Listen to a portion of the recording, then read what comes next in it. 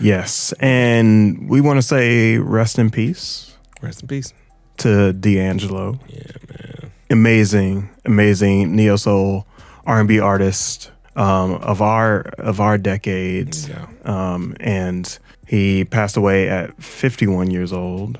Originally from Richmond, Virginia, stayed up in New York City, spent some time there, and was living there when he passed away. Believe it was prostate cancer. Yes. That he passed on. Musician, singer, multi-instrumentalist, producer, and just everything to our music industry and everything to hip hop and neo soul. And so we want to spend some time talking about his rise, his descent out of stardom, and then his catalog, his contributions, and then his impact. Talking about his rise, his early days as a musician. Do you remember him performing on Apollo as a kid?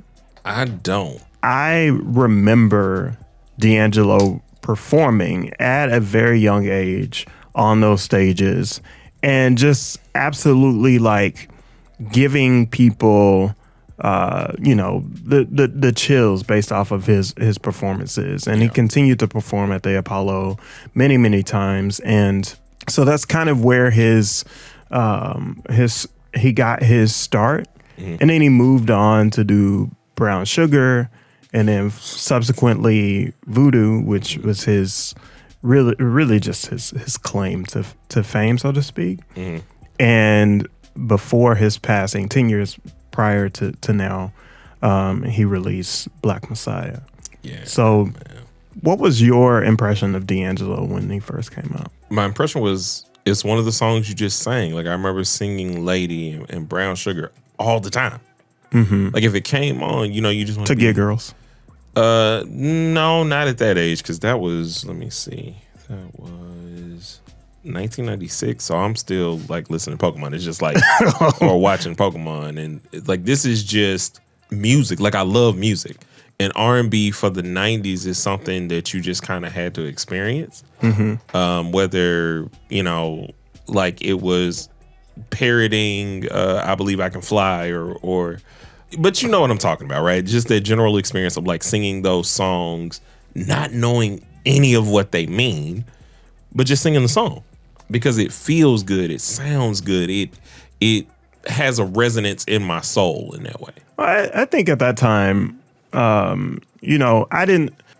knew of D'Angelo from hearing the songs, right? So, being introduced with, kind of Brown Sugar and that song specifically, there's some things that I just kind of heard through the grapevine. But then How Does It Feel was at least my introduction to him as a superstar, so to speak. And also I was jealous of his abs. Yeah. I think that was the first time I think that I had one of those moments of like wanting to get that type of body at the time. Like I want to, like, it wasn't something where I'm sitting here like, ew, what you doing? Like, I can't watch this video. It was just like, man, I want to do that. I don't know. There was just something different about that, especially once he got to that point, because it was insane. Like I knew what his video was doing to the landscape of music, or at least to the appeal of what, like you said, what women were wanting at that time. And it was just like, oh, this is nuts. And on top of that, the song was insane. Yeah, so the song is excellent, right? The song is great and it's phenomenal. Yeah. I just think the visuals took it over the top, and maybe that's a good segue to like talk about like how those visuals really sort of rocked his world. Yeah. Because after that release of Voodoo, he had to take a step back. He went through some things. He experienced some things, and he was this quote unquote involuntary sex symbol. And that didn't make him comfortable. If you go and watch any of D'Angelo's long form conversations, one of the big ones that are still out there is with Red Bull. Oh, yeah. And so I've been watching it for the past couple days, and one thing that I noticed about his personality is that he's a musician's musician. Yes. He is reserved. He has played the guitar and the bass and piano and all of these things. Like, he is really a musical, nerdy type of person. Yeah. And is just into making good music and playing instruments and producing. And if you know anything about those personality traits, that doesn't really fit well with celebrity. And it definitely doesn't fit well with sex symbol. And like that in the 2000s meant pandemonium. So Right. a sex symbol didn't mean, okay, we just think this person is attractive. It literally meant you could not go anywhere, because if they saw him somewhere, that's people running up, Bum rushing, trying to tear his shirt off, like taking just pictures. to have a piece of his shirt that they can, like, debauchery is what they're going against. Like, no, seriously, like utter debauchery, because that's the expectation of what a sex symbol was, especially in the 2000s. Like, it wasn't like, okay, this is weird for you guys to run after this bus and like swarm this bus. And being the kind of savant musician creative that he was, that drove him to just pull back from everything. Like, it was to the point to where I know I thought that he had passed or something. I didn't ever feel that way. Because he'd pop out every once in a while and do collaborations and things of that nature. So I knew he was around. I also, was a fan of his collaborations. Mm-hmm. And so we've talked a little bit, not much in depth about his catalog, which, in my opinion, his catalog is important. Mm-hmm. But I think his contribution to music is way more important than his catalog specifically. I mean, we call him the father of neo soul, bro. Like, that's the contribution of basically how people give it to him, creating a genre, creating a place, whether it's the Erykah Badu's, the Jill Scotts, Angie Stone, like those artists. When you hear it, you can't separate him from it. No. And that's like, your impact is so large in regards to this specific type of music, what we think about it, what we feel it should sound like, how we feel about it. Like, we compare, like, any neo soul thing I hear, I compare it to those people. Yeah. So if, like, what, Shea Butter Baby was a person? Yep. If Shea Butter Baby was a person, it would be neo soul. Right. Because it shows the potency, and we were talking about this off air, of R&B artists, right? My man had 3 albums, bro. Just 3. Mm-hmm. But the quality and the impact of those 3 albums, those features, the Soulquarians, which is, the huge collective and stuff in between him. We'll come back to Soulquarians, but stay here, because you made the point that hip hop artists can't do that.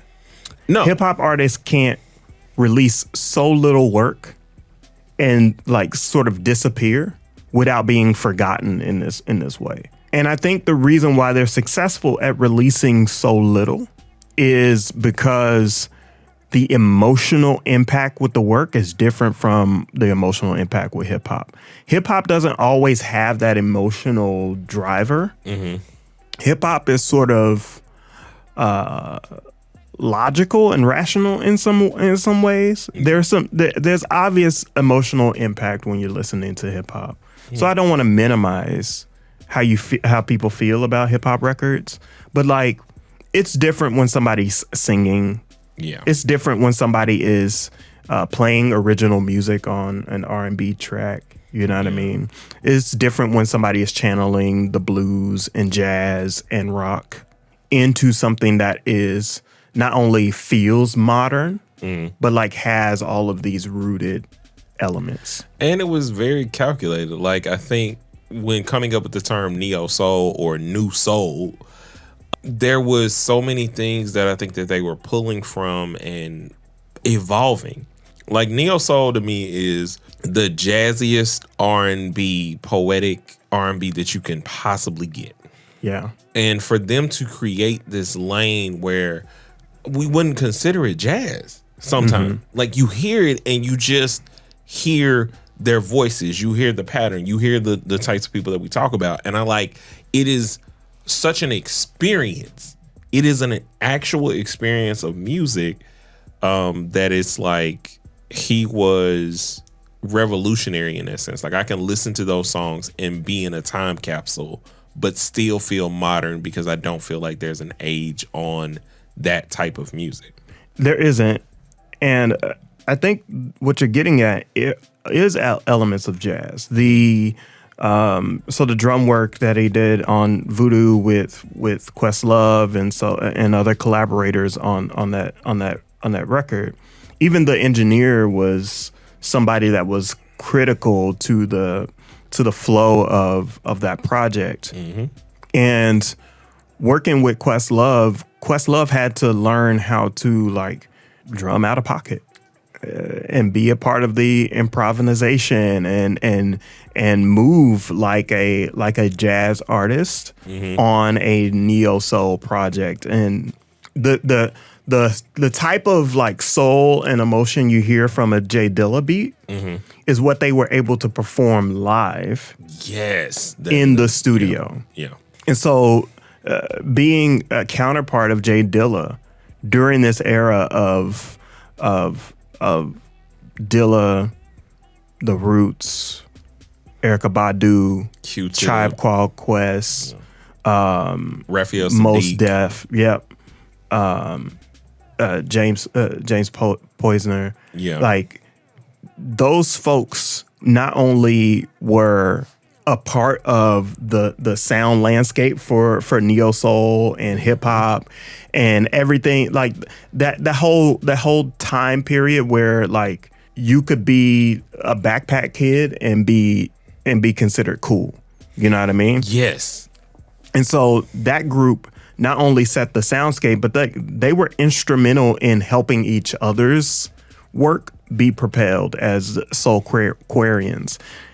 I absolutely fell in love with their work and fell in love with some of this history when I was doing college radio. Yeah, that makes sense. Because I would dive into their projects, and then every once in a while I would hear elements of somebody else on their work. So like Dilla would work with Questlove and Common and Bilal, and Q-Tip would work with Mos Def and Talib. Yeah. And then Talib and Common would work together. And then like you had so many individuals just kind of collaborating within that circle, mixing and mingling between Detroit, New York City, and Chicago, where like these individuals were pulling something out of each other that just kind of laid the foundation for like that period in music. And I felt like that period in music, for me at least, was one of the most impactful times for me to get into songwriting. If I'm really gonna think about it, like all of these people were super inspirational to the music I make today. They were inspirational in being like the soundtrack to my writing, and definitely for like when I started writing poetry. Like I wouldn't think of whatever pop song was out. I would think the same, like Love Jones. Like you literally, it's like this unilateral connection point between how the music sounds and what it brings out of you, right? Like if you think about a Jay Dilla beat and the emotion and how that flows, you think about a Roots album and the fact that there's always something that Questlove and Black Thought and every the entire collective are doing to shift the culture. Like I think about even Talib Kweli's music. Like you hear it and you feel it. It's not something to where you were getting so lost in the hip hop of it all in a certain way. Like The Light. But it was hip hop. I think that's the thing, is that like you can't describe what is by trying to attach an adjective to it. You know what I mean? Right. You know what I mean? It wasn't like hip hop. It is hip hop in its essence. Yeah. And that's because like these people embodied like going to the studio, being organic, being around in the room, improvising, talking to each other and collaborating. There was everything that's natural and not commercialized about their work. And D'Angelo was smack dab in the middle of that, which is why I believe that like D'Angelo needed to step away from the industry. Yeah. Because the industry, in my opinion, would screw all of that up. I'm just like so thankful in a lot of different ways that we didn't lose him to that, because we've lost many artists to their reclusion. Like, so to get Black Messiah was kind of like, oh, you're in a safe space. Right. And you're creating from this safe space. And even like the features. So like Nothing Even Matters with Lauryn Hill is like, that song plays in my head in certain ways of just connection point to like listening to that album with my sister and like deeping like these albums and their emotional construct in me, right? Whether it's Voodoo or Brown Sugar, like those albums, no matter where you are like the soundtrack to love. And that feeling and being able to just kind of understand certain things. And I think him having that power in such a, like, the quantity is not high, y'all. Like, it's just not. Like, even on the albums, like, it'll be like 10 songs, I think 10 songs on first album and then like 13 songs on Voodoo. No missed opportunities to me. I think it goes back to not being manufactured. Yeah. It's not manufactured. It's homemade. Yeah. It is. I'm in the kitchen. I have all of these ingredients. Yeah. I'm spending my time with it. I'm gonna mise en place, and I'm gonna you know what I mean? I'm gonna make sure the temperature is exactly right. I'm gonna make sure that I cook this to the right degree and the right depth. I'm gonna check these flavors as I'm going on. Like he talked about with Questlove working on Voodoo, that they would just be in the studio just sketching stuff. And then when something, and they would study greats like Prince and Stevie. And then once they studied those individuals and found a soundscape that they wanted to recreate, they would keep making stuff until they stumbled upon something that they wanted to finish. Yep. And so those 13 tracks may have been out of 50. And so I think that's the essence of what we're looking for as musicians, is to harness that impact and then translate that into the music and then translate that to the fans. But yeah, so rest in peace to D'Angelo. Play those songs. I pray that his estate is well taken care of and that his family gets all of these streams, because I know he is being like, the streams are going crazy for this man. Right. And yeah, so let us know how you feel about D'Angelo. What's your favorite song, favorite record? Let us know down in the comments. Make sure you like, comment, subscribe, and we'll see you in the next piece. A 1 and a 2 and peace.